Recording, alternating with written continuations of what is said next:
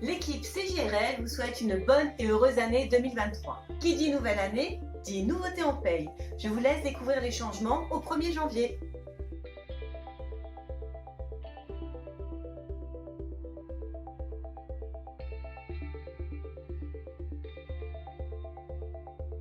En ce qui concerne les IJSS maladie, les indemnités journalières de la sécurité sociale, le plafond a augmenté. Auparavant, il était de 48,69 € par jour et il passe à 50,58 € par jour. Je vous laisse découvrir à l'écran les nouvelles limites d'exonération des frais professionnels.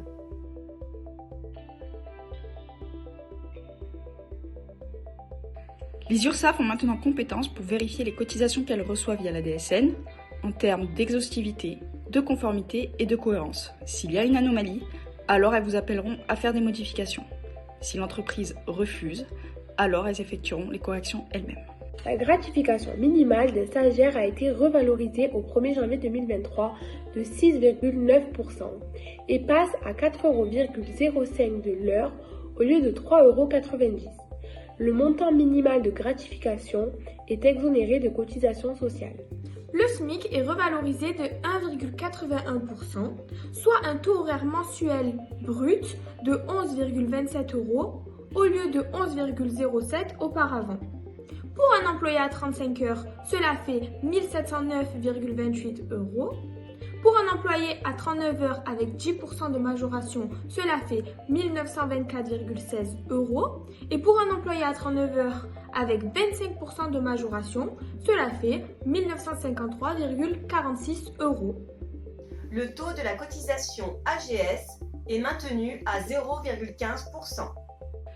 Un autre nouveau plafond pour cette année 2023, celui de la sécurité sociale, qui passe de 3 428 € à 3 666 € mensuels, soit un plafond annuel de 43 992 €. Vous pouvez voir ici le nouveau tableau de l'avantage en nature en ce qui concerne les logements. Selon la rémunération mensuelle et le nombre de pièces, les montants ont augmenté. L'allocation de télétravail est revalorisée à 2,60 € par jour de télétravail. Concernant l'avantage en nature véhicule, les frais engagés par l'employeur pour la recherche d'un véhicule électrique ne sont pas pris en compte dans l'assiette de cotisation sociale pour l'année 2023 et 2024. Cependant, il y a quelques petites spécificités si la borne pour recharger le véhicule est dans le lieu de travail ou hors du lieu de travail.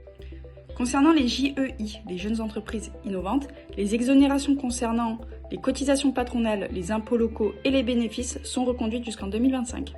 L'exonération maximale de la participation patronale sur les tickets resto a augmenté. Elle passe de 5,92 € à 6,50 €. Je vous invite à aller regarder notre veille sociale sur les tickets resto pour en apprendre plus sur le sujet.